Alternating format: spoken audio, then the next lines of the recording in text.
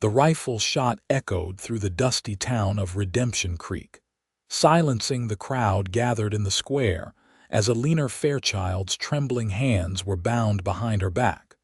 Her tear-stained face lifted toward the auction block. The year was 1875, and in the unforgiving Arizona Territory, a woman with no family and crushing debt had few options, none of them kind. $500 for this fine specimen of womanhood, bellowed Jasper Wallace, the town's self-appointed auctioneer and owner of the saloon where Eleanor had worked until her late father's gambling debts had been called in. Look at her, gentlemen. 22 years old, healthy, can cook, clean, and might warm your bed if you treat her right. The crowd of men laughed, some calling out crude comments that made Eleanor's stomach turn. She had arrived in Redemption Creek with her father just 8 months earlier, hoping to start fresh after her mother's passing back east.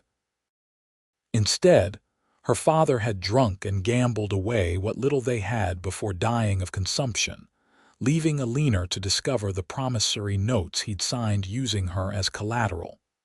Do I hear $500 for this pretty little thing? Wallace's voice boomed across the square. 400, called a gruff voice from the back.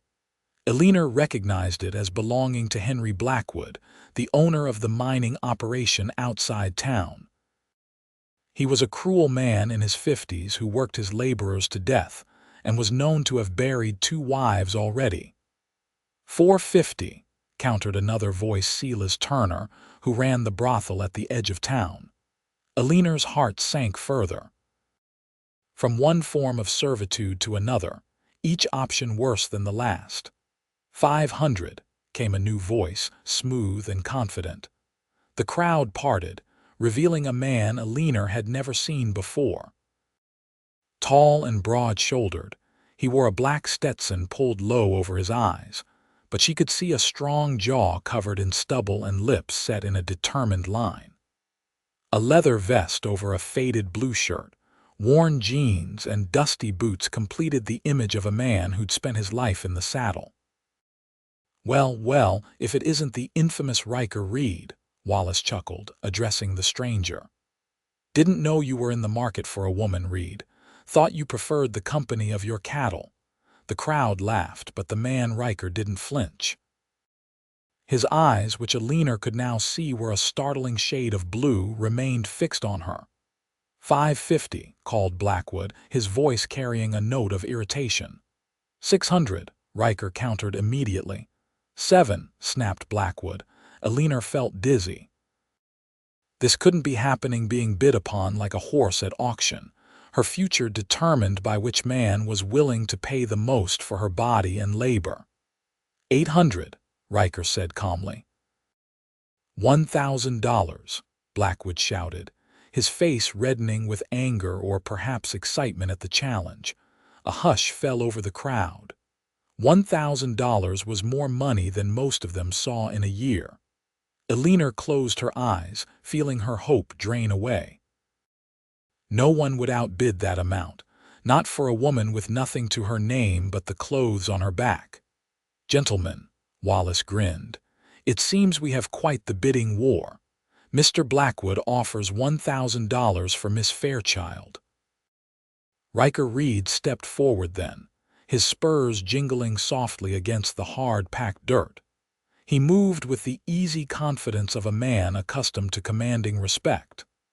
My wallet bids $1,000, he said, his voice carrying across the square, but my heart bids higher.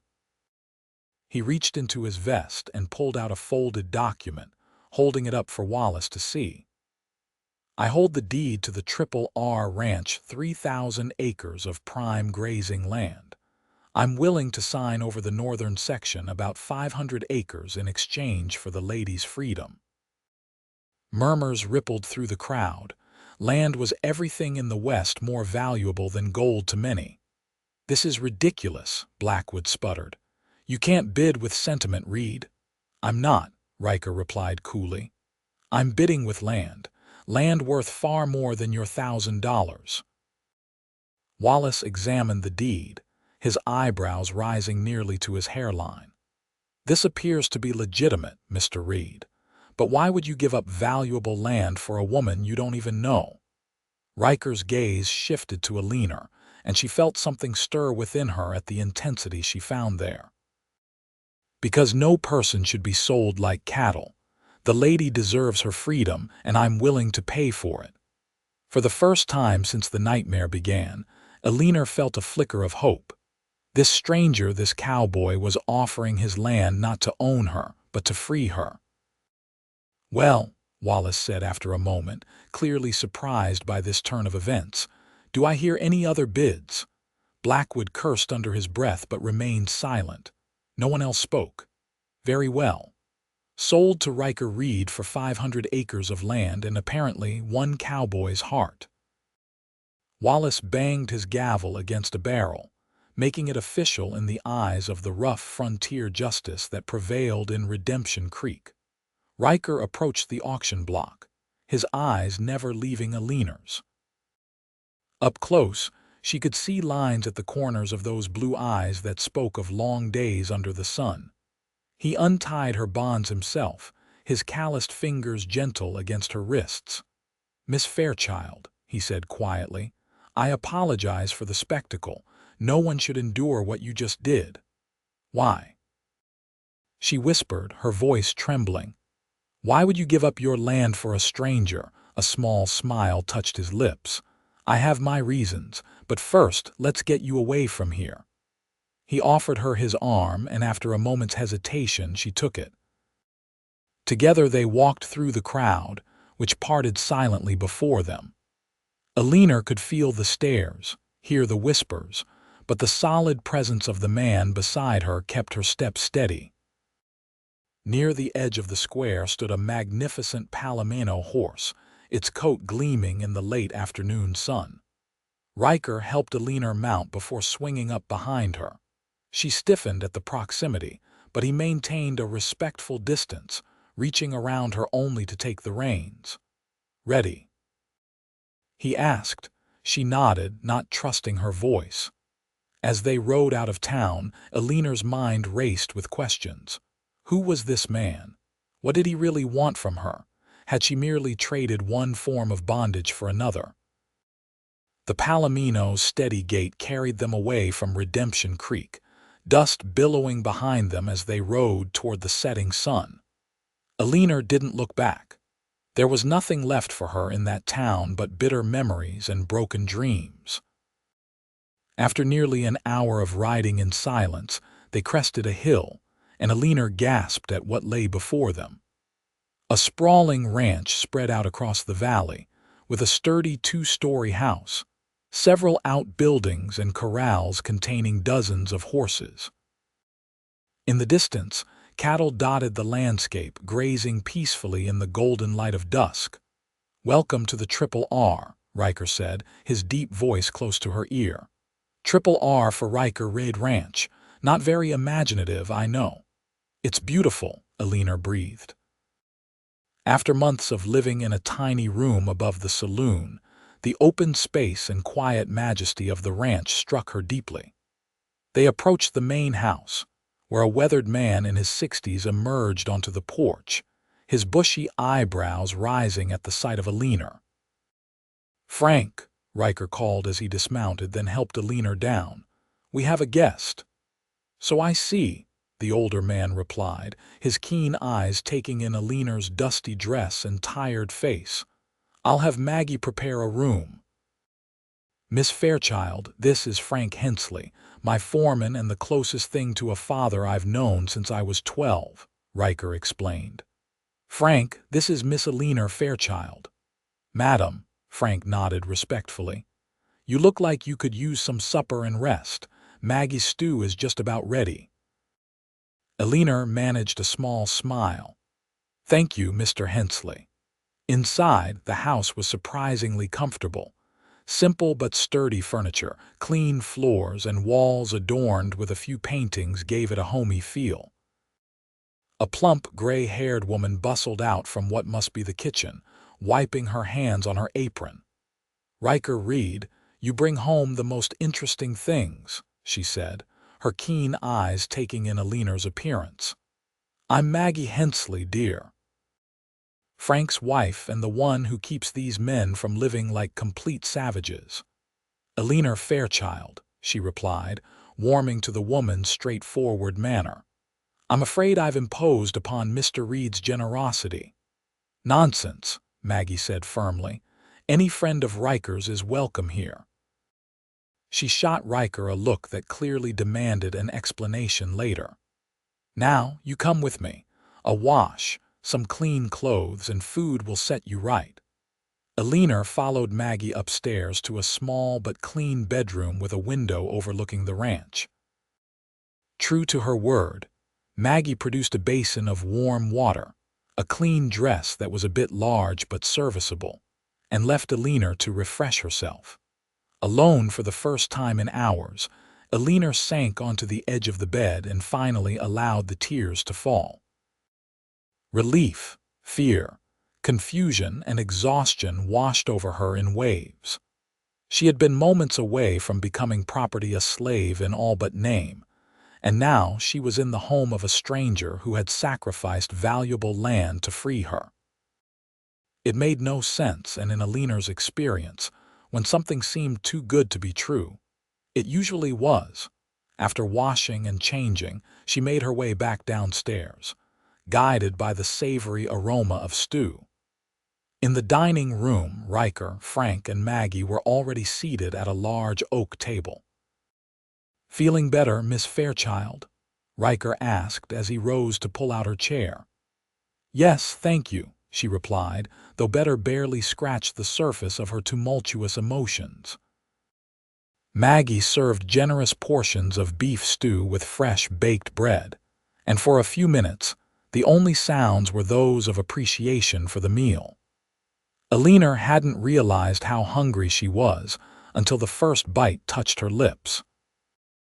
"Now," Frank said finally, setting down his spoon, "would someone mind telling me why there's a lady at our table who looks like she's been through hell?" Ryker explained the situation in the town square, his voice growing hard as he described the auction. Eleanor kept her eyes on her bowl, shame coloring her cheeks despite knowing her circumstances weren't her fault. "Good Lord above," Maggie breathed when he finished. "Those animals! Selling a human being in this day and age. It happens more often than folks admit," Frank said grimly. "The laws thin out here and women without protection." He shook his head. "Which brings us to the question," Ryker said, turning to Eleanor. "What would you like to do now, Miss Fairchild? You're free to go wherever you wish. I can arrange transportation to Silver City if you have family elsewhere." Eleanor looked up, surprised. "You truly mean to let me go after giving up your land?" "That land bought your freedom, not your servitude," Ryker said firmly. "I never intended otherwise." "But why?" The question that had been burning in her mind since the auction burst forth. "Why would you do such a thing for a stranger?" Ryker was quiet for a moment, his blue eyes distant with memory. 10 years ago, I saw a young woman sold to pay her husband's debts after he was killed in a bar fight. She ended up in Turner's brothel, and within a year, she was dead. I was 17 then, without the means to help her." His jaw tightened. "I swore if I ever had the chance to prevent such a fate for another, I would." Eleanor felt the weight of his words settle over her. Such decency was rare in her experience. "I have no family," she admitted. "My father was the last, and he—" She couldn't bring herself to explain how he had essentially used her as collateral. "Then stay," Maggie said simply. "At least until you decide what you want to do. We could use another pair of hands around here, and you'd be paid a fair wage for your work." Eleanor looked from Maggie to Frank, who nodded in agreement, and finally to Ryker, whose expression remained unreadable. "I wouldn't want to impose," she began. "It's no imposition," Ryker assured her. "The ranch is large enough that you needn't even see me if you prefer not to. But Maggie's right, we could use the help, and you'd have a safe place to stay while you consider your options. The kindness of these strangers threatened to overwhelm Eleanor again. After months of struggling, of being viewed as nothing more than an object by most of the men in Redemption Creek, to be offered respect and safety seemed almost too much to hope for. "Thank you," she said finally. "I accept, at least for now." Ryker nodded, a small smile touching his lips. "Welcome to the Triple R, Miss Fairchild." That night, lying in a real bed for the first time in months, Eleanor stared at the ceiling, listening to the unfamiliar sounds of the ranch at night. The distant lowing of cattle, the occasional whinny of a horse, the soft hooting of an owl, all so different from the raucous noise of the saloon that had been her world. She thought of Ryker Reed, the mysterious cowboy who had appeared like something out of a dime novel to rescue her. His explanation made sense, but something in his eyes when he looked at her suggested there might be more to the story. Whatever his reasons, she owed him her freedom, and for now, that was enough. With that thought, Eleanor closed her eyes and slept more peacefully than she had in a very long time. The days that followed took on a rhythm that Eleanor found comforting after the chaos of her recent life. She rose early with the ranch, helping Maggie prepare breakfast for the handful of cowhands who worked the Triple R. After the men rode out, she assisted with the endless chores that kept the ranch house running: laundry, cleaning, baking, preserving. To her surprise, Eleanor found herself enjoying the work. Maggie was a patient teacher and good company, sharing stories of her 30 years with Frank and their life on various ranches, before settling at the Triple R with Ryker 5 years earlier. The boy needed someone to look after him, Maggie explained as they hung laundry on the line behind the house. Smart as a whip and twice as stubborn, but with no family to speak of since his pa died. "How did he come to own such a large ranch at his age?" Eleanor asked. She estimated Ryker to be no more than 27 or 28. "Luck, hard work, and a good head for business," Maggie replied. "Started as a hand on old man Hollister's place when he was just a boy. Saved every penny, bought his first cattle, then some land.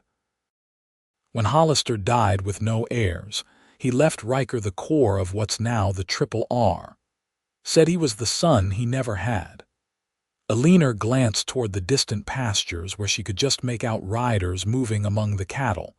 In the week she'd been at the ranch, she'd seen little of Ryker. He left before dawn each day and often returned after she'd gone to bed. The few times they crossed paths, he was unfailingly polite but distant, as if deliberately giving her space. "He keeps to himself, doesn't he?" she observed. Maggie gave her a knowing look. "Ryker's had his share of hard knocks, makes a man cautious, but he's got a good heart, as you've seen firsthand." That evening, Eleanor was setting the table for dinner when the door opened and Ryker entered, earlier than usual. He removed his hat, revealing dark hair damp with sweat, and nodded to her. "Miss Fairchild, I trust you're settling in well." "Yes, thank you," she replied, suddenly aware of how domestic the scene must appear, her arranging plates in what was, after all, his home. "Maggie has been very kind. She speaks highly of you as well." He moved to the sideboard to pour water from a pitcher, his movements betraying fatigue. "Says you're a quick learner and work harder than most." Eleanor felt a flush of pleasure at the compliment. "I'm grateful for the opportunity." Ryker turned to face her fully, his blue eyes studying her with an intensity that made her pulse quicken. "I've been meaning to ask, do you have any particular skills or interests? Besides the domestic arts, I mean." Surprised by the question, Eleanor considered before answering. "I was educated better than most girls, I suppose. My mother insisted. I read well, know my figures, and can keep accounts. I also play the piano, though it's been some time since I had access to one." Something like approval flickered in his eyes. Educated women are rare in these parts. Would you consider helping with the ranch books? Frank does his best, but his talents lie elsewhere, and I find myself with little time for ledgers after seeing to the cattle. I would be happy to, she said quickly, pleased to be able to contribute something beyond physical labor. I managed my father's accounts before. She trailed off, unwilling to revisit those painful memories. Good. We'll start tomorrow if that suits you. He glanced toward the kitchen where the sounds of Maggie preparing dinner could be heard. I should clean up before supper. As he turned to go, Eleanor found herself speaking again, needing to express what she'd been feeling all week. Mr. Reed, I haven't properly thanked you for what you did in town. I know thank you is inadequate for the sacrifice you made, but I want you to know I don't take it lightly. Ryker paused, his back to her for a moment before he turned, his expression softened from its usual reserve. There's no debt between us, Miss Fairchild. I did what any decent man should have done. But most wouldn't have, she countered. Most didn't. He shrugged, uncomfortable with her gratitude. The land I gave up was the farthest from the main house, difficult to patrol for rustlers. In truth, I've been looking to consolidate the ranch's boundaries for some time. You provided a convenient excuse. Eleanor wasn't fooled by his casual dismissal. 500 acres was 500 acres, regardless of its location. Nevertheless, I am in your debt. If you insist on viewing it that way, he said with the hint of a smile, consider your work here as repayment.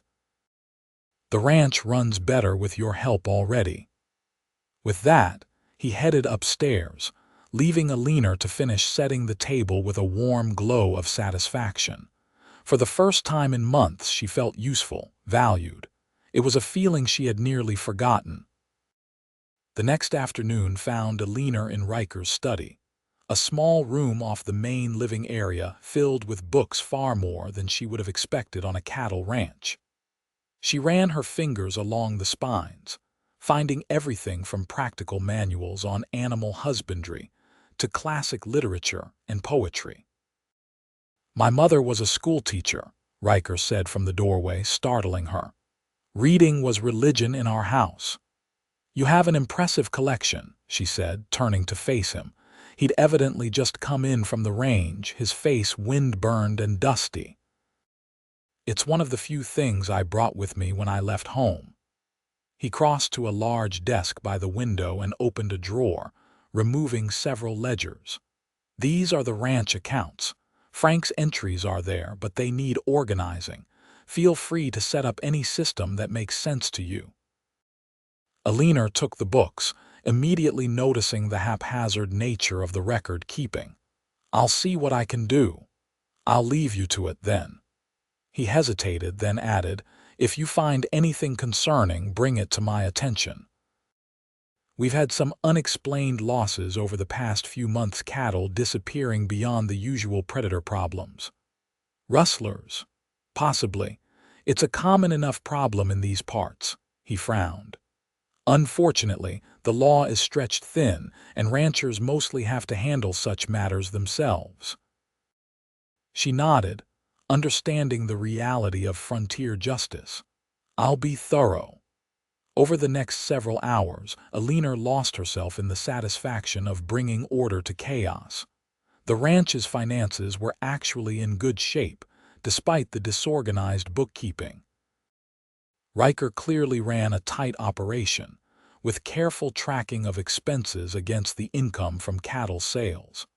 As the afternoon wore on, she began to notice patterns in the cattle losses Ryker had mentioned. They weren't random, they occurred primarily along the eastern boundary of the ranch, and always during the dark of the moon. Too regular to be predator attacks or strays. Engrossed in her work, Eleanor didn't notice Ryker's return until his shadow fell across the desk. Found something interesting? He asked, noticing her intent expression. She showed him her findings, pointing out the pattern.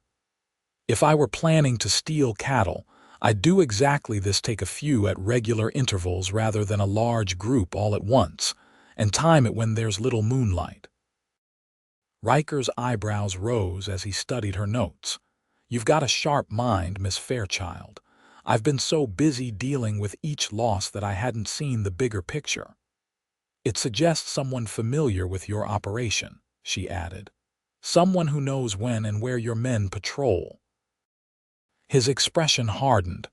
That narrows the field considerably. What will you do? Set a trap. He straightened, a new respect in his eyes as he looked at her. You've done good work here, better than I expected, thank you. The simple acknowledgement of her abilities meant more to Eleanor than elaborate praise would have. You're welcome. I enjoyed it, actually. In that case, would you consider taking over the books permanently? I'd pay you separately from your arrangement with Maggie a proper salary for a ranch accountant. The offer took her by breath away. You'd trust me with your finances. You've more than proven yourself trustworthy, he said simply. And capable. Eleanor felt a surge of pride and independence she hadn't experienced in far too long. Then I accept and thank you for the opportunity. Ryker's smile transformed his face, softening the hard lines and illuminating his blue eyes. Excellent. Now, perhaps you join me for a ride. You've been cooped up inside all day, and there's more to the Triple R than the house. Surprised by the invitation, Eleanor hesitated only briefly. I'd like that, though I should warn you I'm not an accomplished rider. Don't worry, he assured her. I have just the horse for you. Half an hour later, Eleanor found herself astride a gentle mare named Daisy, following Ryker along a well-worn trail that wound through pastures and stands of cottonwood trees. The late afternoon sun cast long shadows, and a light breeze carried the scent of sage and warm earth. This is beautiful country, she commented as they reached a rise overlooking a creek where cattle gathered to drink. It is, Ryker agreed, his gaze sweeping over his domain with evident pride. Hard country but beautiful, worth fighting for. Is that why you stayed after Mr. Hollister left you the land? Many men would have sold out and sought easier fortunes elsewhere. He considered her question seriously. Partly. But there's something about this life, the challenges, the freedom, the connection to the land. Once it gets under your skin, it's hard to imagine living any other way. Eleanor understood that sentiment better than she might have a week ago. The rhythm of ranch life, the purpose she'd found here, had begun to work its way into her own consciousness. What about you? Ryker asked. What kind of life did you imagine for yourself before? Before my father gambled away our future, she finished wryly.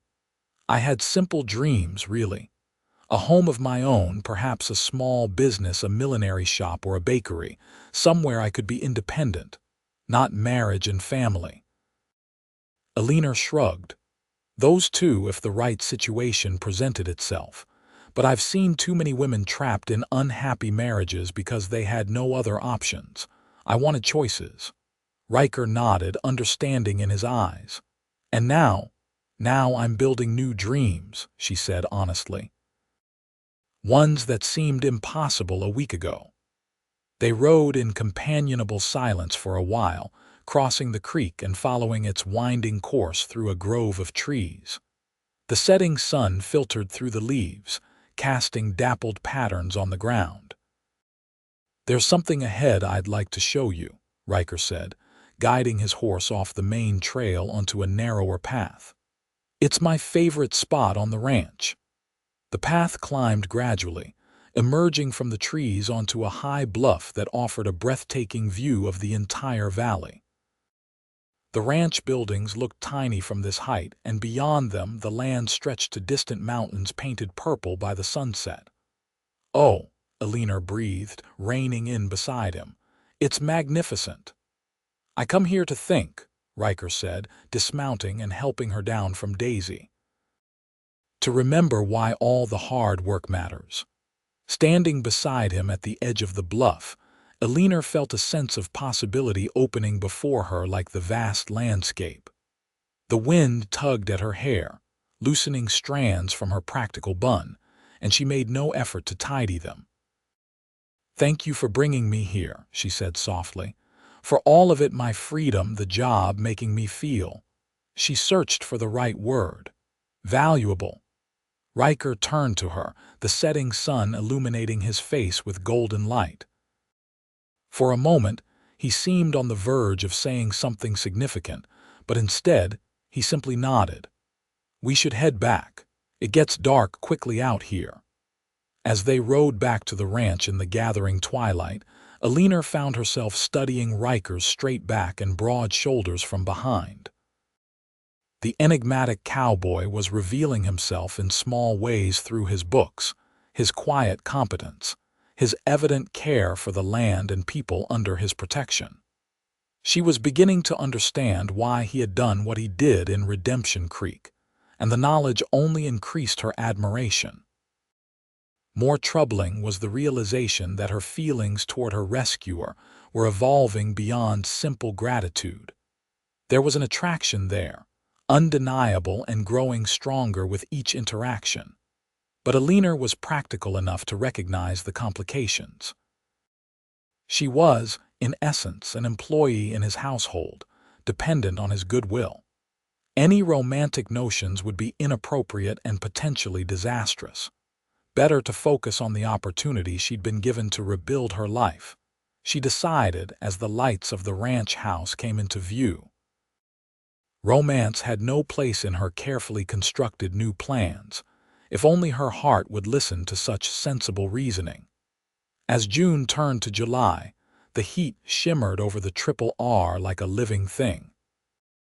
Work began earlier to avoid the worst of the day's temperature, and the afternoon hours saw activity slow to a crawl. Eleanor had settled into her dual role as Maggie's assistant and ranch accountant, finding satisfaction in both. Her relationship with Ryker remained cordial but distant.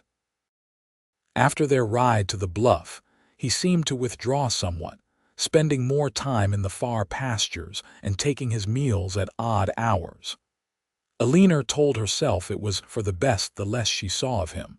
The easier it was to maintain her professional demeanor. That changed on a sweltering Tuesday when Eleanor was alone in the house, Maggie having gone to visit a sick friend in a neighboring ranch. The sound of horses arriving drew her to the front window, where she was surprised to see Ryker dismounting alongside another rider she didn't recognize. The stranger was well dressed in city clothes rather than ranch wear, his horse a fine bay that looked out of place among the working animals of the Triple R. As the men approached the house, Eleanor quickly tidied her hair and straightened her apron, curious about this unexpected visitor. "Miss Fairchild," Ryker greeted her as they entered. "I'd like you to meet Nathan Prescott, an attorney from Silver City. Mr. Prescott, this is Miss Eleanor Fairchild, our ranch accountant." The lawyer, a thin man with a neatly trimmed beard, bowed slightly. "Miss Fairchild, a pleasure. Mr. Reed speaks highly of your organizational skills." "Mr. Prescott," she nodded, wondering why a lawyer would be interested in her accounting abilities. "Mr. Prescott is here on legal business concerning Redemption Creek," Ryker explained, his expression unreadable. Specifically, the auction that took place there. Eleanor felt a chill despite the heat of the day. "I see. Perhaps we could talk in my study," Ryker suggested. "Miss Fairchild, would you join us? This concerns you directly." Heart pounding, Eleanor followed the men into the study, taking a seat in one of the leather chairs while Prescott removed papers from his satchel.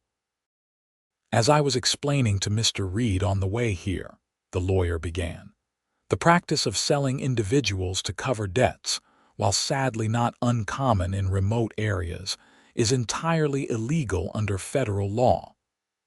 The 13th Amendment abolished all forms of involuntary servitude in 1865. "Then why was I put on that auction block?" Eleanor asked, unable to keep the bitterness from her voice. Because frontier justice often runs counter to federal law, especially where women's rights are concerned, Prescott replied frankly. However, Mr. Reed contacted me to investigate the legality of your father's promissory notes, and I've discovered several irregularities. What kind of irregularities? She leaned forward, hope stirring despite her effort to suppress it. For one, your father could not legally offer you as collateral without your consent, which I understand was never given. For another, Jasper Wallace charged interest rates that would be considered usurious in any court of law. Prescott shuffled through his papers. In short, the entire transaction was fraudulent and the resulting auction completely illegal. What does this mean?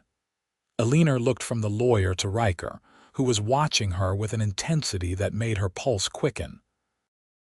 It means, Ryker said quietly, that the land I gave for your freedom wasn't necessary. You were never legally bound by your father's debts. Eleanor felt dizzy with the implications. But you gave up your land.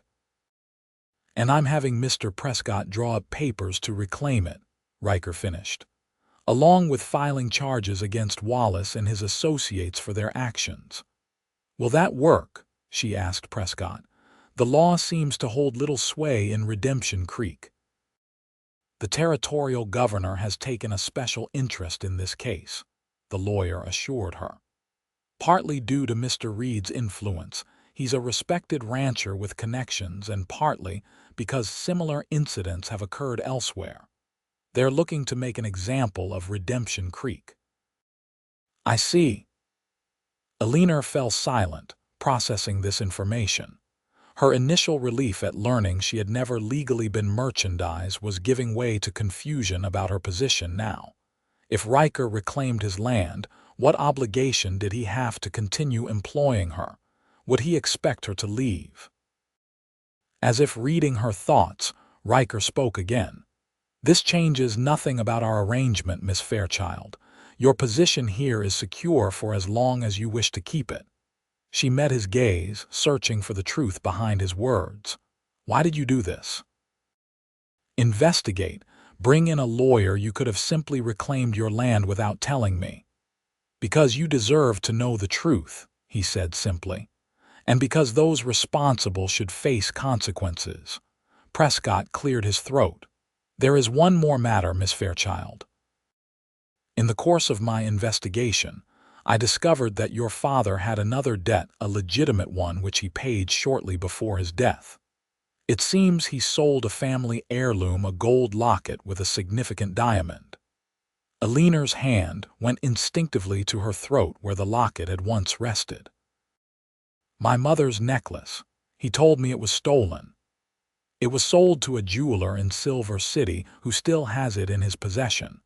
When I explained the circumstances, he agreed to sell it back for the original price. Mr. Reed has already arranged for its purchase. Prescott reached into his pocket and withdrew a familiar gold chain with an oval pendant. Tears blurred Eleanor's vision as she accepted the locket with trembling hands. I never thought I'd see this again. She opened it to reveal miniature portraits of her parents on either side. Thank you, Mr. Prescott. And Mr. Reed, I don't know what to say. Say you'll join me for dinner in Silver City next Saturday, Ryker suggested, his voice gentler than she had ever heard it, to celebrate your complete freedom and the return of your property. Surprised, Eleanor looked up to find him watching her with an expression that sent warmth flooding through her. This was no employer speaking to an employee, this was a man asking a woman to dine with him. I'd be delighted, she managed, aware of Prescott's barely concealed smile. Excellent, the lawyer said, gathering his papers. I'll file these documents tomorrow and keep you both informed of developments. Miss Fairchild, it's been a pleasure. Mr. Reed, I'll see myself out. I know the way. After Prescott departed, Eleanor and Ryker remained in the study, an expectant silence hanging between them. I don't know how to thank you, she finally said, her fingers still clutching the locket. "For everything." "You could start by calling me Ryker instead of Mr. Reed," he suggested with a small smile, "at least when we're not in front of the hands." "Ryker," she tried, liking the way it felt. "Then you must call me Eleanor." "Eleanor." He said it as if tasting the word. "I've wanted to ask you to dinner for weeks, but I was concerned it would seem like I expected something in return for helping you. And now you know you owe me nothing. Your debt was never legal in the first place. You're here because you choose to be, and if you choose to dine with me, it will be for the same reason." The honesty in his blue eyes touched something deep within Eleanor. "I would very much like to dine with you, Ryker, not out of obligation, but because I enjoy your company." His smile then was like the sun breaking through clouds. "Good. That's settled then." The anticipation of Saturday's dinner occupied Eleanor's thoughts throughout the week.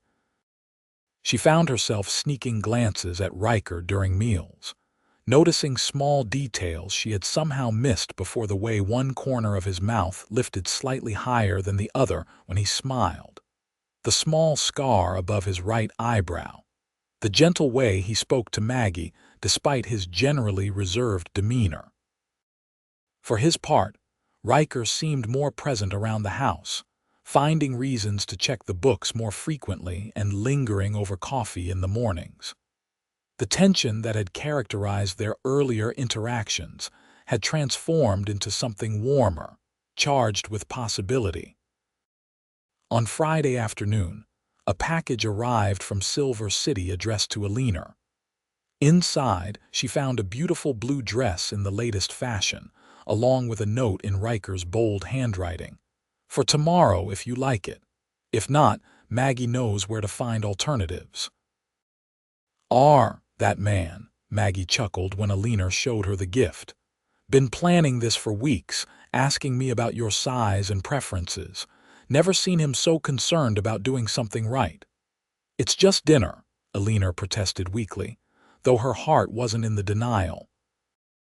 "MMHMM," Maggie hummed skeptically. "And I'm the Queen of England. That boy's smitten has been since he brought you home. Why do you think he's been avoiding you?"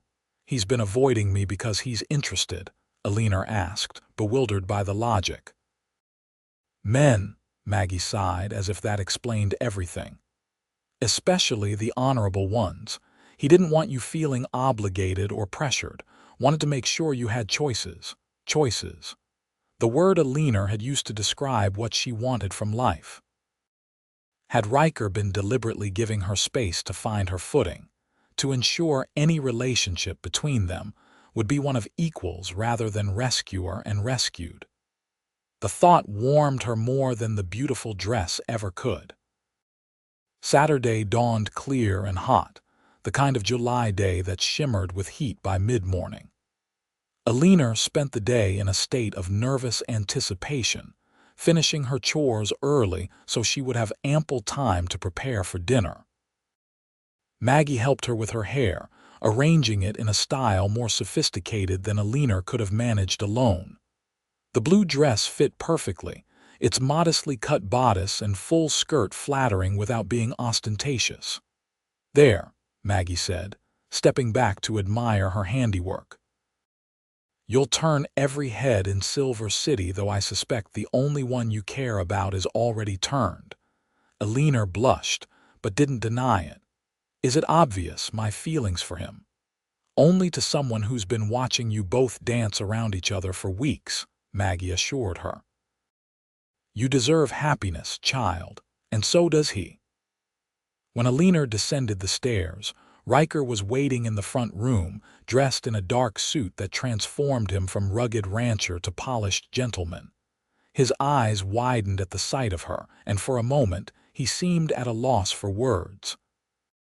"You look beautiful," he finally said, his voice slightly rough. "The dress suits you." "Thank you," she replied, taking in his appearance with equal appreciation. "You clean up rather well yourself." He laughed, the sound relaxing some of the tension between them. "Don't sound so surprised."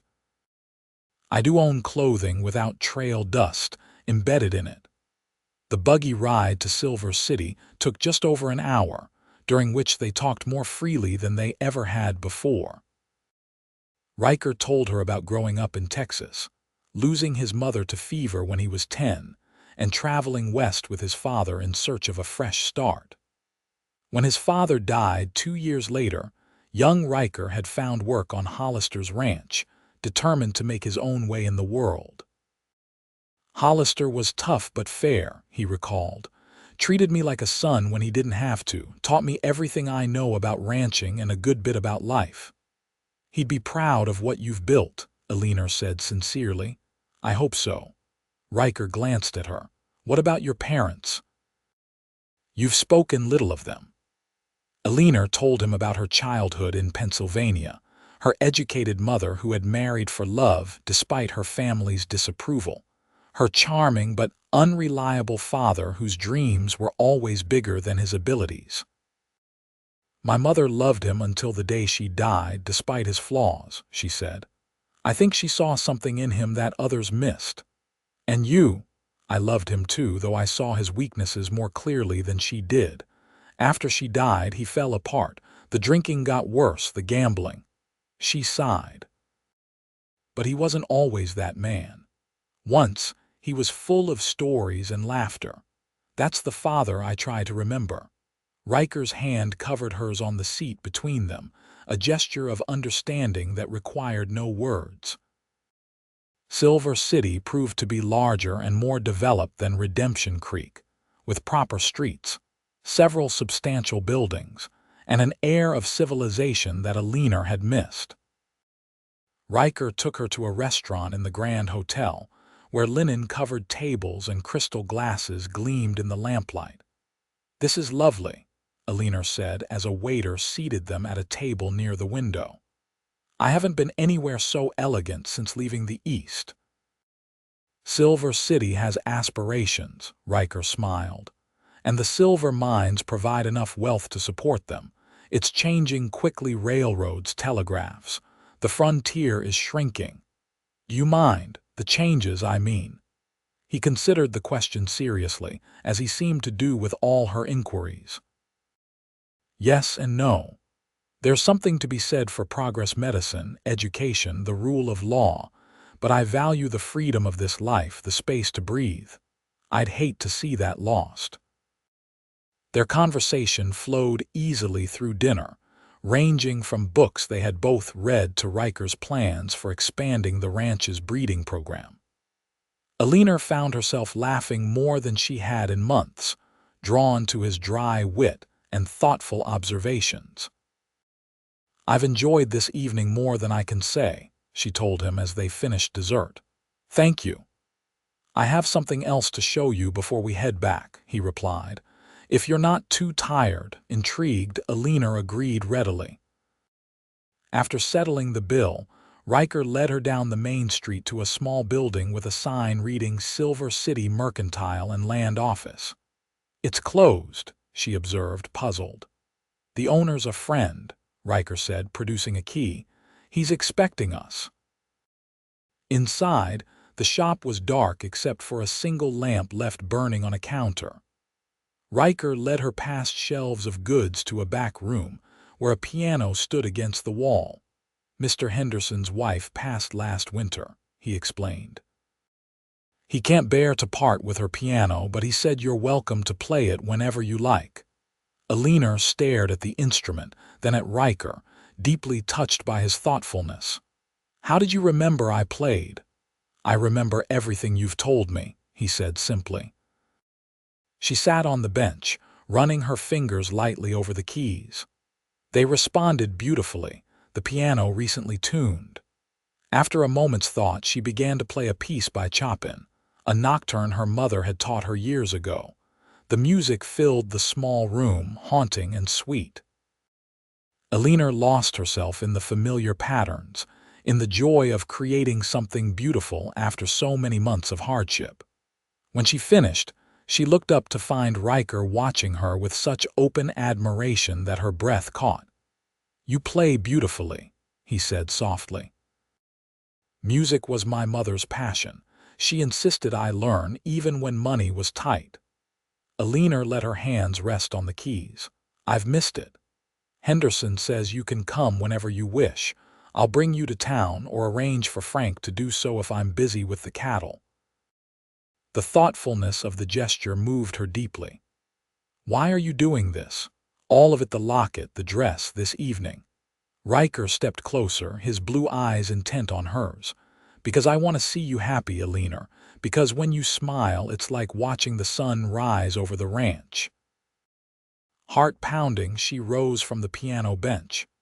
Is that the only reason? He took her hand, his calloused fingers gentle against her skin. No, I think you know it isn't. Tell me anyway, she whispered. I'm falling in love with you, he said, the words simple and direct like the man himself. I've been fighting it, telling myself it wasn't right, that you needed time, freedom, choices, not complications from the man who bought you at auction. You didn't buy me, Eleanor reminded him, stepping closer until she could feel the warmth radiating from his body. You freed me. And in doing so, you gave me the greatest choice of all, the freedom to follow my heart. And where is it leading you? His voice was rough with emotion. In answer, Eleanor stood on tiptoe and pressed her lips to his. For a moment, Ryker remained still, as if afraid any movement might shatter the moment. Then his arms came around her, pulling her against him as he returned the kiss with a passion that left her breathless. When they finally parted, his eyes were darker, his breathing uneven. I've wanted to do that since the first time I saw you smile, he admitted. Even covered in dust from the trail, wearing Maggie's oversized dress, she teased, especially then. He brushed a strand of hair from her face. You were so brave, so determined despite everything. I admired you before I even knew you. Eleanor laid her head against his chest, listening to the steady beat of his heart. We should get back. Maggie and Frank will worry. They know we're in good hands, he murmured, pressing a kiss to the top of her head. But you're right. It's a long ride. The journey back to the Triple R passed in a sweet haze for Eleanor. Ryker kept one arm around her as he drove, and she leaned against his solid strength, marveling at how quickly life could change. 2 months ago, she had stood on an auction block, her future black with despair. Now she sat beside a man who valued her mind, respected her choices, and wanted her heart. As the ranch came into view under a canopy of stars, Ryker slowed the buggy. I want you to know something, he said seriously. I meant what I said about your position here being secure, regardless of us. If this isn't what you want, or if you need more time, nothing changes about your place at the Triple R. Eleanor turned to face him, touched once again by his concern for her independence. What I want, she said clearly, is you. Not your protection or your charity or even your ranch, though I've grown to love it. Just you, Ryker Reed. The smile that broke across his face was like sunrise. He cupped her face in his hands and kissed her again, with such tenderness that tears pricked at Eleanor's eyes. Then you have me, he promised against her lips, for as long as you want. The news from Redemption Creek arrived 3 weeks later, delivered by a dusty rider who handed Ryker a telegram from Prescott. Ryker read it quickly, his expression shifting from concentration to satisfaction. What does it say? Eleanor asked. They were sitting on the porch after dinner, enjoying the cooler evening air after another scorching August day. Jasper Wallace has been arrested for fraud, illegal detention, and various other charges, Ryker reported. The territorial governor sent marshals to clean up the town. Several other men, including Turner and Blackwood, are also facing charges. And the land. Eleanor had worried about this aspect, knowing how valuable the acreage was despite Ryker's dismissal of its worth. Returned to the Triple Articus ownership as of yesterday. He folded the telegram and tucked it into his pocket. Prescott says the deed should arrive next week. I'm glad, she said sincerely. It was too high a price, even for freedom. Ryker took her hand, his thumb tracing circles on her palm in a gesture that had become familiar and cherished. Nothing would have been too high a price for bringing you into my life. The past weeks had been the happiest Eleanor could remember. Her relationship with Ryker had deepened and strengthened, built on mutual respect and growing affection. They worked side by side during the day, she with the accounts and ranch correspondence, he with the cattle and hands, and spent evenings talking, reading aloud to each other, or simply enjoying the peaceful quiet of the ranch. Maggie and Frank had accepted their relationship with knowing smiles and obvious approval. About time, Frank had grumbled when he first saw them holding hands. Been like watching two cautious cats circling each other for weeks. On Saturdays, Ryker took Eleanor to Silver City to play Henderson's piano, sometimes joining other town residents who gathered to listen. She had begun giving lessons to several children, finding joy in passing on her mother's gift. Now, as twilight deepened over the Triple R, Eleanor rested her head on Ryker's shoulder, content in a way she had never thought possible after the auction block. The nightmare that had begun in Redemption Creek had led her to this moment, this man, this life. "What are you thinking?" Ryker asked, his arm tightening around her. "That sometimes the darkest moments lead to the brightest futures," she replied honestly. "If my father hadn't left those debts, if Wallace hadn't put me on that block, if I hadn't happened to ride into town that day," Ryker finished. "A lot of chance led us here. Or fate," she suggested. He smiled, turning to kiss her forehead. "I'm not sure I believed in fate before meeting you. Now I'm not so certain." They sat in comfortable silence as stars began to appear in the darkening sky. The distant lowing of cattle and the soft nickering of horses in the corral provided a soothing backdrop to the evening. Finally, Ryker shifted, reaching into his pocket. "I've been carrying this for days, waiting for the right moment." Maybe there isn't one perfect moment, maybe it's about making any moment perfect. Eleanor's breath caught as he withdrew a small velvet box and opened it to reveal a ring. The simple gold band held a modest diamond that caught the last light of day. "I love you, Eleanor Fairchild," Ryker said, his voice steady despite the emotion in his eyes. "I love your strength, your intelligence, your kindness. I love the way you've made this ranch a home again. I want to build a life with you not as your employer or protector, but as your partner, your husband. Will you marry me?" Tears of joy blurred her vision as she looked from the ring to the face of the man who had saved her in more ways than he knew. "Yes," she whispered, then louder. "Yes, Ryker Reed, I will marry you." His smile as he slipped the ring onto her finger was like coming home after a long journey. When he kissed her, Eleanor felt the final pieces of her heart healing, the last shadows of Redemption Creek fading in the warmth of his love. "I never thought I'd find this," she confessed when they finally parted. "Someone who sees me really sees me and wants me anyway." "Not anyway," he corrected gently. "Because of who you are, every part of you." Inside the house, they could hear Maggie moving about, likely preparing coffee for their evening ritual. The familiar sound reminded Eleanor of how quickly the Triple R had become home, how these people had become family. "Should we tell them tonight?" she asked, nodding toward the house. Ryker laughed. "Maggie's probably had the wedding planned since the day I brought you home. But yes, let's share the news." As they stood to go inside, Eleanor paused for one last look at the ranch spread out before them, peaceful in the gathering darkness. From auction block to beloved fiancé, her journey had been unlikely and remarkable. "My heart bids higher," Ryker had said that fateful day, offering land for her freedom.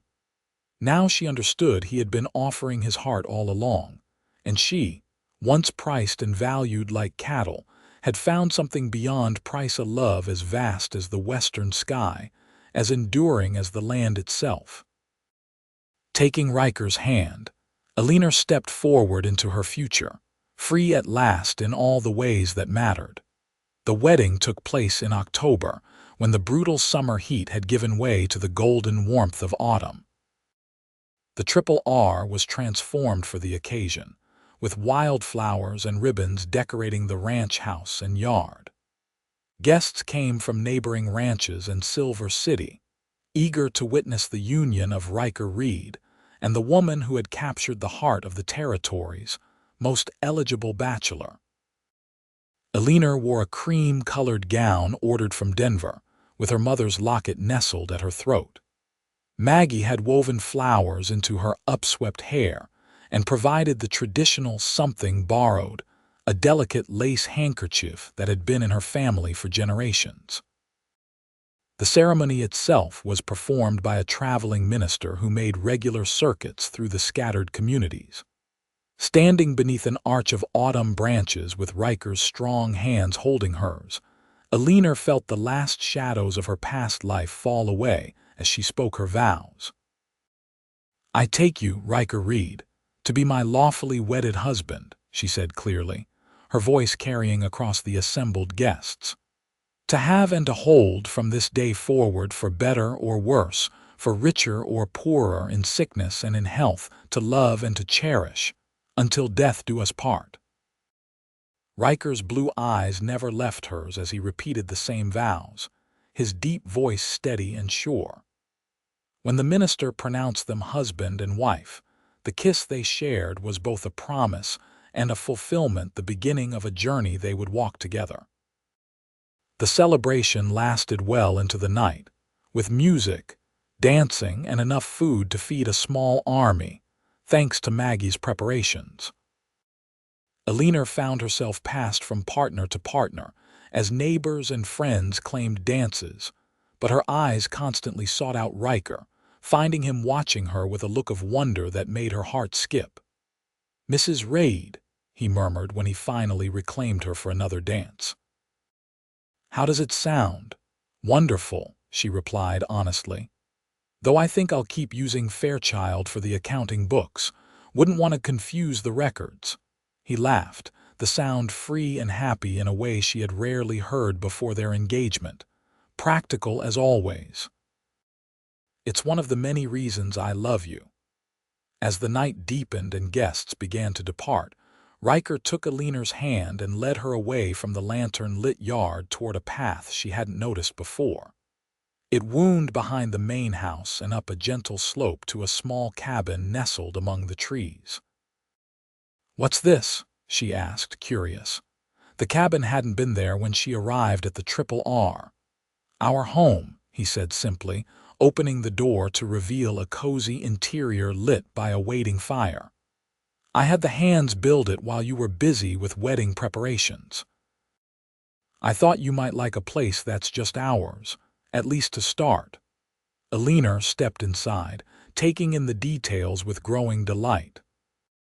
The main room held a comfortable sofa and chairs arranged before the fireplace, a small dining table, and bookshelves already filled with volumes from Ryker's collection. A door led to what she presumed was a bedroom, and another to a small kitchen. But what took her breath away was the piano standing in the corner, not Henderson's, but one that must have been brought all the way from Denver or beyond. "Ryker," she breathed, crossing to touch the polished wood reverently. "How did you manage this?" "I have my ways," he smiled, watching her reaction with evident satisfaction. "Henderson helped arrange it.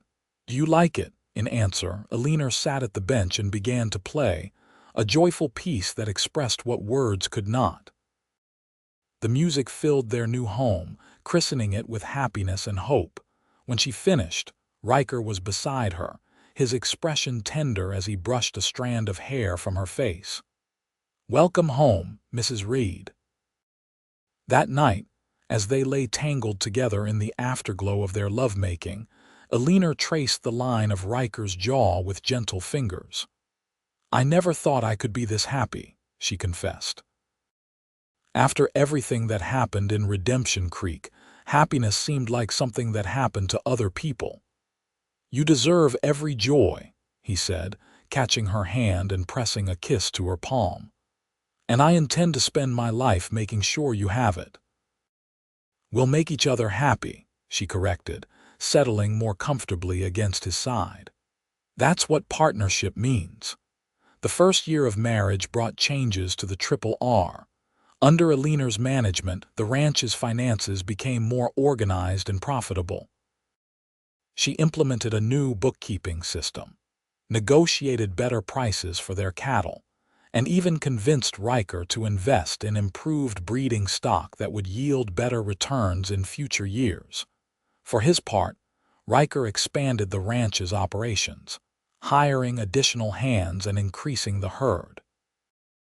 The land reclaimed from Redemption Creek proved valuable after all, particularly when a new water source was discovered there. They worked side by side, each bringing different strengths to their shared enterprise. In the evenings, they retreated to their cabin, where Eleanor would often play the piano while Ryker listened, a contented smile on his face. Sometimes they read to each other from the growing library of books ordered from back east, discussing ideas and dreams late into the night. When spring arrived, bringing new calves and fresh green growth to the pastures, Eleanor discovered she was expecting their first child. Ryker's reaction to the news stunned joy, followed by such tender concern that it nearly brought tears to her eyes, only confirmed what she already knew. He would be a wonderful father. "A baby," he marveled, his hand resting gently on her still flat stomach. "Our baby. The next generation of the Triple R," she smiled, covering his hand with hers. The pregnancy progressed smoothly through the summer months, though the heat was more difficult to bear in Eleanor's condition. Ryker insisted on moving their bedroom to the slightly cooler ground floor of the cabin, and made sure she rested during the hottest part of the day. Maggie, delighted at the prospect of a baby to spoil, appointed herself Eleanor's guardian, bringing special teas and advice gleaned from decades of helping neighboring women through their confinements. "You'll do fine," she assured Eleanor when first-time mother fears surfaced. "Strong as you are. This baby will practically deliver itself." Despite Maggie's confidence, when Eleanor's labor began on a crisp November morning, it proved to be a long and difficult ordeal. Ryker paced outside their bedroom, driven nearly mad by his wife's muffled cries and his own helplessness. Frank finally forced him to walk the property, promising to come immediately if there was news. After 16 hours, as dusk was falling, the cry of a newborn finally broke the tense silence of the cabin. When Maggie emerged, tired but beaming, to announce the birth of a healthy daughter, Ryker nearly collapsed with relief. "Eleanor," he asked, his voice rough with fear and exhaustion. "Tired but well," Maggie assured him. "She's asking for you." Nothing in Ryker's life had prepared him for the sight that greeted him in their bedroom. Eleanor propped against pillows, her hair damp with sweat, her face pale but radiant as she cradled a tiny bundle wrapped in a soft blanket. She looked up as he entered, her smile weary but triumphant. "Come meet your daughter," she invited softly. Approaching the bed with uncharacteristic hesitation, Ryker perched beside his wife and gazed down at the infant in her arms. A shock of dark hair, tiny features still red and wrinkled from birth, impossibly small hands. His heart expanded painfully in his chest at the sight of this new life they had created together. "She's perfect," he managed, his voice choked with emotion. "Just like her mother." Eleanor shifted the baby into his arms, guiding his hands to support the tiny head. "I thought we might call her Rose," she suggested, "after your mother." Ryker's eyes, suspiciously bright, met hers. "Rose Fairchild Reed," he nodded. "It's a good name, a strong name." As he held his daughter, marveling at how she fit in the palm of his hand, Ryker was struck by how far they had come in just over a year. From that dusty town square where he had first seen Eleanor, bound and frightened on the auction block, to this moment of perfect joy in their own home, the journey seemed both impossible and inevitable. "What are you thinking?" Eleanor asked, reaching out to touch his arm. "That when I said my heart bids higher that day, I had no idea how true those words would prove to be," he admitted. "How completely you and now this little one would claim it." Eleanor's smile was luminous despite her exhaustion. The highest bid of all love freely given, freely returned. Rose grew into a curious, bright child with her father's blue eyes and her mother's determination. By her first birthday, she was toddling around the cabin and ranch house, a favorite with the hands who competed to make her laugh with silly faces and small wooden toys whittled during evening rest. As the Triple R prospered, so did the Reed family. Eleanor's accounting skills and Ryker's ranching knowledge proved a formidable combination, allowing them to weather the droughts and market fluctuations that ruined less prepared operations. 2 years after Rose's birth, Eleanor gave birth to a son they named James, after her father, a gesture of forgiveness that touched Ryker deeply. "Are you sure?" he had asked when she suggested the name. "After everything he did." "He made terrible mistakes," Eleanor acknowledged, "but he loved me in his way. And without those mistakes, I might never have found you. Our children should know that good can come from even the darkest circumstances." As the children grew, Eleanor began teaching them at home, using the extensive library she and Ryker had built. Rose showed an early aptitude for music, sitting beside her mother at the piano before she could reach the keys on her own. James preferred the outdoors, following Ryker around the ranch from the moment he could walk steadily. In the spring of 1882, 7 years after that fateful day in Redemption Creek, Eleanor received a letter that brought the past rushing back. It was from Nathan Prescott, the lawyer who had helped reclaim Ryker's land and prosecute those responsible for her auction. "What is it?" Ryker asked, noticing her expression as she read.